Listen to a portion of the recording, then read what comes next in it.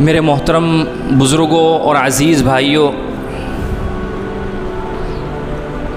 قرآن کریم کی میں نے 3 آیتیں آپ کے سامنے تلاوت کی، جس میں اللہ رب العزت نے انسان کی ایک صفت کو بیان کیا ہے۔ وہ صفت انسان کی ناشکری ہے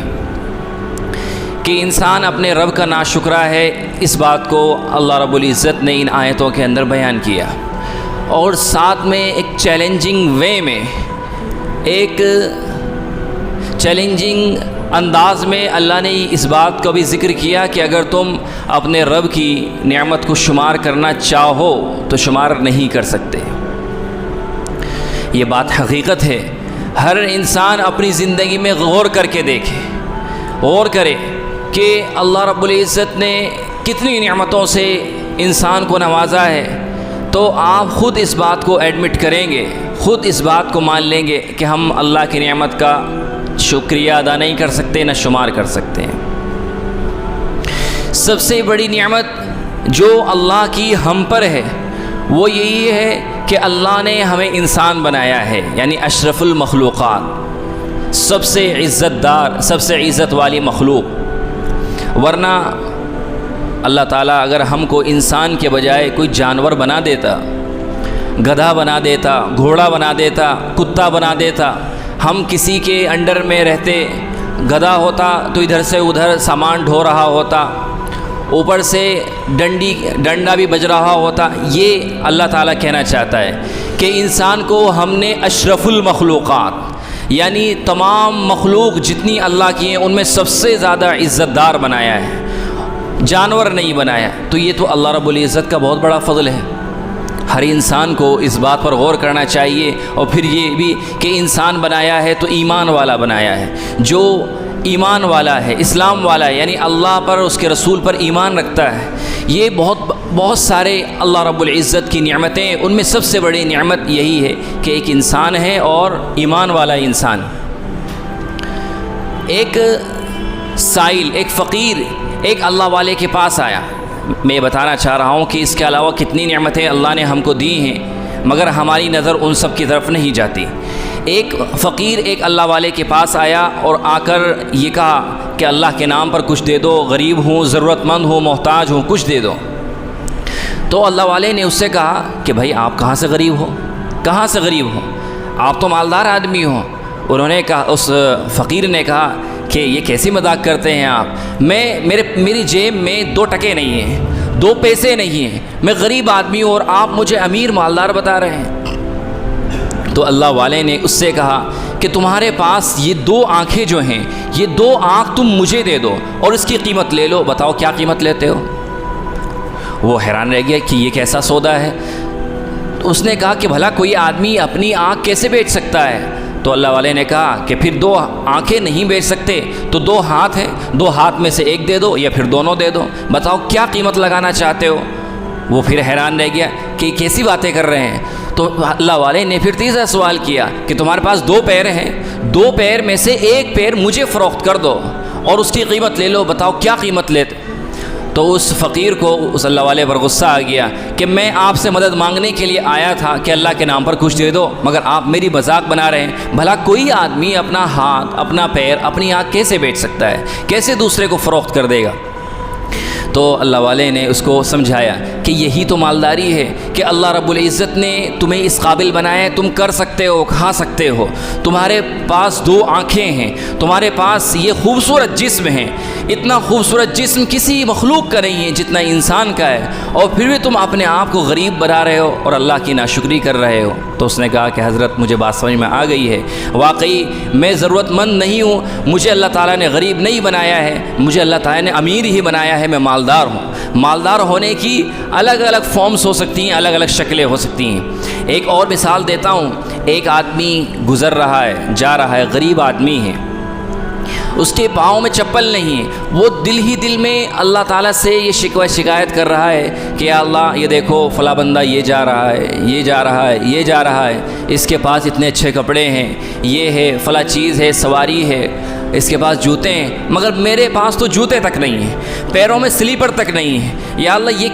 یہ تیرا کیسا معاملہ ہے میرے ساتھ؟ وہ دل ہی دل میں اللہ تعالیٰ سے کمپلین کر رہا ہے، شکوہ شکایت کر رہا ہے کہ جاتے جاتے ایک جگہ سے اس کا گزر ہوتا ہے، ایک جگہ پر وہ ٹھہرتا ہے تو دیکھتا ہے کہ ایک شخص ہے اور وہ اس کا نیچے کا دھڑ ہی نہیں ہے، یعنی اس کے پیر اور ٹانگ ہی موجود نہیں ہے، صرف اوپر کا دھڑ موجود ہے، نیچے کا نہیں ہے، اور وہ اسی حالت میں سر جھکائے ہوئے اللہ کے سامنے پڑا ہوا ہے، سجدے میں گرا ہوا ہے۔ تو اس شخص کو اب اپنے اوپر بڑا افسوس ہوا اور اس کو بڑا دکھ ہوا، اور اس نے اپنے دل میں اللہ تعالیٰ کے سامنے ہاتھ اٹھایا اور دل میں یہ بات کہی کہ یا اللہ میں اس سے تو بہت بہتر ہوں، میرے پاس ہاتھ ہیں، بدن ہے، میں اپنے پیروں پر چل سکتا ہوں، میرے پاس بہت ساری نعمتیں، اس غریب کے پاس، اس بیچارے کے پاس تو پیر ہی نہیں ہیں، ٹانگیں ہی نہیں ہیں، تو چل بھی نہیں سکتا، یہ تو دوسروں کا معذور ہے۔ اس لیے میرے عزیز بھائیوں، اللہ رب العزت کی نعمتیں انسان کے اوپر اتنی زیادہ ہیں کہ اگر ہم انہیں کاؤنٹ کرنا چاہیں، شمار کرنا چاہیں تو شمار نہ کر سکے، اور اگر ان کا شکریہ ادا کرنا چاہیں تو شکریہ بھی ادا نہ کر سکے۔ آپ غور کیجئے اس بات پر کہ انسان آنکھ سے دیکھتا ہے، انسان کی آنکھ ہوتی ہے، آنکھ سے دیکھتا ہے، آنکھ کے اوپر یہ جو پلکیں آپ کو نظر آ رہی یہ پلکیں ہوتی ہیں، یہ اتنی قیمتی ہوتی ہیں کہ چونکہ ہمارے پاس موجود ہیں اس لیے ہمیں ان کی قیمت کا اندازہ نہیں ہے۔ بعض لوگوں کے ایکسیڈنٹ میں، کسی حادثے میں یہ کٹ جاتی ہے۔ اس طرح کا ایک شخص تھا کہ ایکسیڈنٹ میں، کسی حادثے میں اس کی یہ پلکیں کٹ گئی۔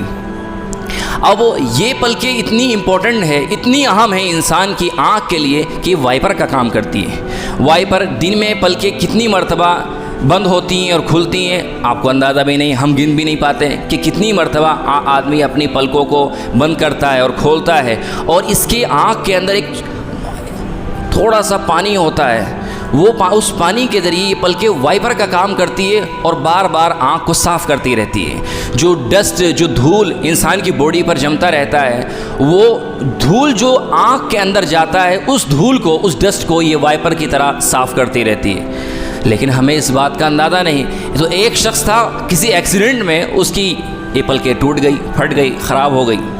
اب اس کی آنکھ ایسی کی ایسی کھلی ہوئی ہیں، وہ سوتا ہے تو ایسی ہی کھلی رہتی ہے۔ اب ہر آدھا گھنٹے کے بعد اس کو کپڑے سے آنکھ کی صفائی کرنی پڑتی ہے۔ آپ ذرا سوچیں کہ یہ اللہ رب العزت کی اتنی بڑی نعمتیں ہیں کہ اگر یہ کٹ جائے، پھٹ جائے، خدا نخواستہ اللہ ہم سب کی حفاظت فرمائے، تو ہر آدھے گھنٹے کے بعد آدمی اس کو صاف کرنے لگے تو آدمی کتنی تکلیف سے گزرے گا، کتنی پرابلم میں وہ آ جائے گا، کتنا پریشان اور ڈسٹرب ہو جائے گا۔ مگر اتنی سب کچھ نعمتیں اللہ نے ہم کو عطا کی ہے، مگر ہمیں اس کا احساس بھی نہیں ہوتا ہے۔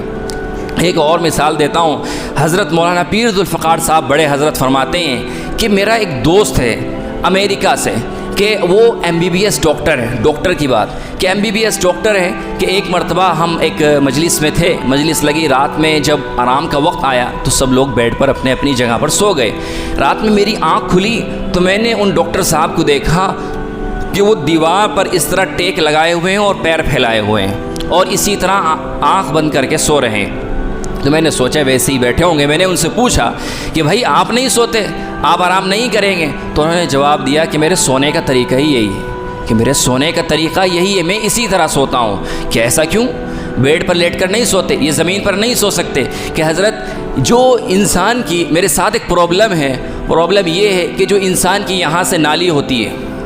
یہ جو رگ ہوتی ہے جس کے ذریعے انسان جو کھاتا ہے پیتا ہے وہ پیٹ میں جاتا ہے، کہ اس نالی کے اندر میری پرابلم ہو گئی ہے اور یہ نالی خراب ہو گئی، اس میں یہ دقت آ گئی ہے۔ اس کا ایک نظام اللہ تعالیٰ نے بنایا ہے کہ آپ جو چیز کھا رہے ہیں تو وہ داخل ہو جاتی ہے اندر، مگر وہ واپس نہیں آتی، الا یہ کہ انسان بیماری کے اندر ہو تو اس کو وومٹنگ، الٹی ہو جاتی ہے، مگر نارملی انسان نہ چاہے تو جو چیز اندر چلی گئی وہ باہر نہیں آتی۔ کہ میرے ساتھ یہ پرابلم ہے کہ میں جو چیز کھاتا ہوں وہ چلی جاتی ہے، اگر میں جھکتا ہوں تو اس میں یہ دقت ہو رہی کہ وہ باہر آنے لگتی ہے۔ کہ اگر میں لیٹ جاؤں اور لیٹ کر سوؤں تو جو کچھ میرے پیٹ کے اندر کھانا پینا ہے وہ منہ کے راستے سے وہ باہر آنا شروع ہو جاتا ہے، کہ میری اس نالی کے اندر بیماری ہو گئی ہے اور اس کا علاج نہیں ہو پا رہا ہے، اور خود MBBS ڈاکٹر ہے اور امریکہ کی بات ہے۔ امریکہ کے میڈیکل تو بہت اچھا ہے، آپ مانا جاتا ہے، آپ لوگ جانتے ہیں، مگر اس کی یہ بات ہے کہ میں اس کا علاج نہیں کر پا رہا ہوں، اور جیسے ہی لیٹتا ہوں جو میرے پیٹ میں کھانا ہوتا ہے وہ باہر آنا شروع ہو جاتا ہے۔ اس لیے میرے سونے کا طریقہ یہی ہے کہ میں دیوار سے ٹیک لگاتا ہوں اور اسی طرح سوتا ہوں، لیٹ کر نہیں سوتا ہوں۔ کبھی آپ نے غور کیا کہ انسان، ہم لوگ آرام سے بستر پر لیٹ کر سوتے ہیں اور اپنا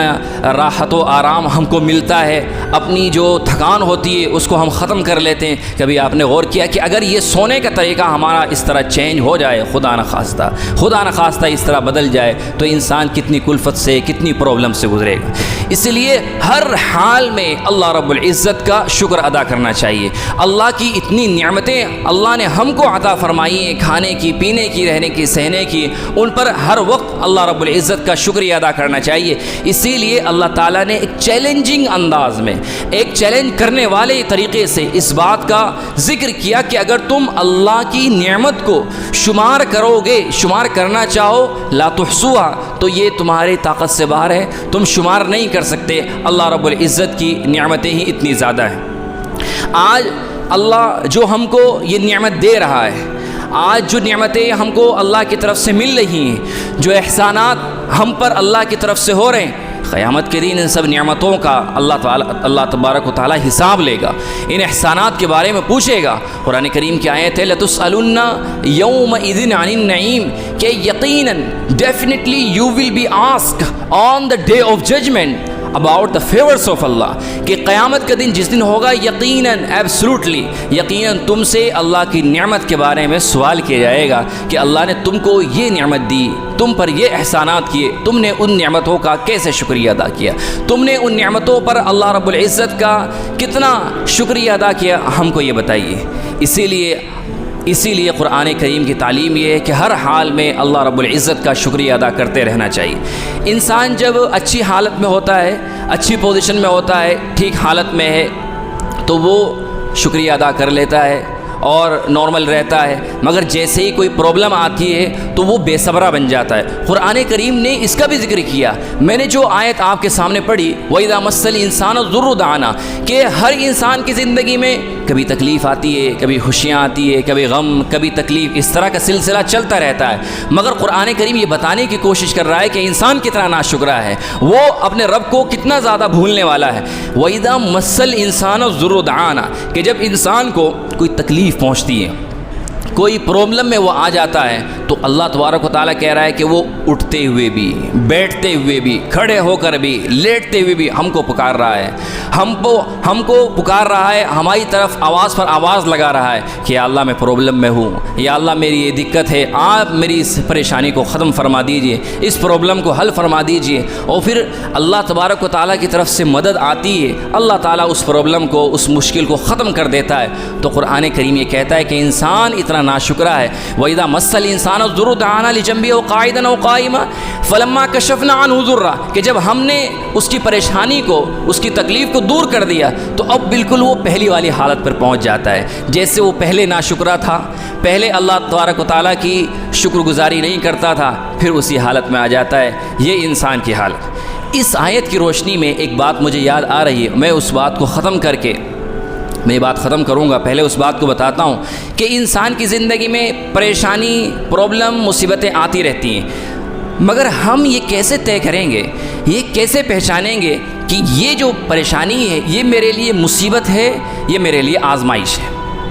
دھیان سے سنیے اس بات کو۔ ہر انسان کی زندگی میں پریشانی، تکلیف، مصیبتیں، الگ الگ طرح کی چیزیں، پرابلمس آتی رہتی ہیں، مگر ایک انسان، ایک مومن بندہ، وہ یہ کیسے طے کرے کہ یہ جو پریشانی آئی ہے یہ اللہ کی طرف سے میرے اوپر مصیبت ہے یا میرے اوپر یہ آزمائش ہے؟ تو علماء فرماتے ہیں کہ یہ دیکھو کہ اگر وہ پریشانی تمہاری اصلاح کا ذریعہ بن گئی ہے، ایک پرابلم تمہارے اوپر آئی، ایک تکلیف تمہارے اوپر آئی، اس تکلیف کی وجہ سے تم اللہ سے قریب ہو گئے، تم نے اپنے اعمال کو اچھا کر لیا، تم نے اپنے اخلاق کو درست کر لیا، تو سمجھ لو کہ جو پریشانی تھی یہ تمہاری ایک آزمائش تھی، ایک امتحان تھا، اللہ تعالیٰ تم کو تمہارے اندر اصلاح کرنا چاہتا تھا، وہ ہو گئی تو یہ آزمائش تھی۔ لیکن اگر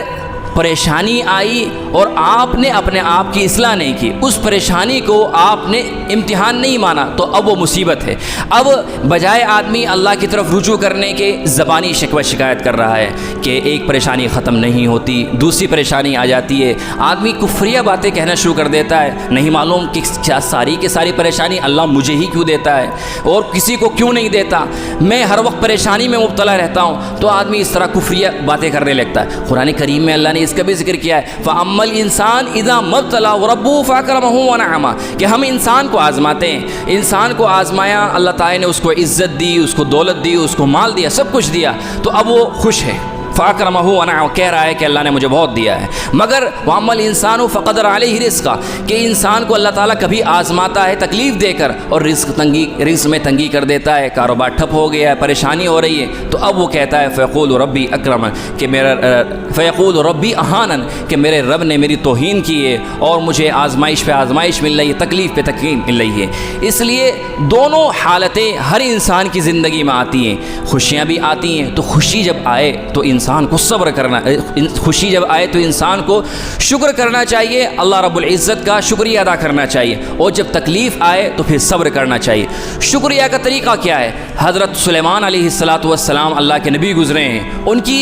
دعا قرآن کریم میں نقل کی گئی ہے، ربی اوزعنی ان اشکر نعمتک التی انعمت علی وعلی والدی وان اعمل صالحا ترضاه وادخلنی برحمتک فی عبادک الصالحین۔ یہ حضرت سلیمان علیہ السلام کی دعا ہے جو قرآن نے ذکر کی ہے 19 پارے میں۔ وہ دعا میں کہتے ہیں کہ اے میرے رب، آپ مجھ کو یہ توفیق دیجئے کہ میں آپ کی نعمت کا شکریہ ادا کروں، جو نعمتیں آپ نے مجھے دی،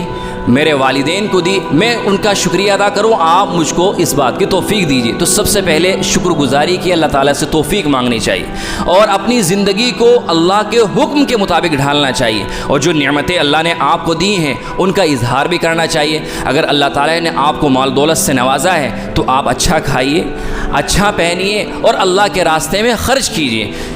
اللہ کے راستے میں جو کچھ خرچ کیا جاتا ہے، جو مال و دولت خرچ کیا جاتا ہے، اللہ تبارک و تعالیٰ کے یہاں اس کے بارے میں سوال جواب نہیں ہوگا، بلکہ اس کے بدلے میں تو اللہ تبارک و تعالیٰ کی طرف سے بہت بہترین اجر ملے گا، جزا ملے گی۔ بہرحال دعا فرمائے اللہ تعالیٰ ہم سب کو شکر گزاری کی توفیق عطا فرمائے۔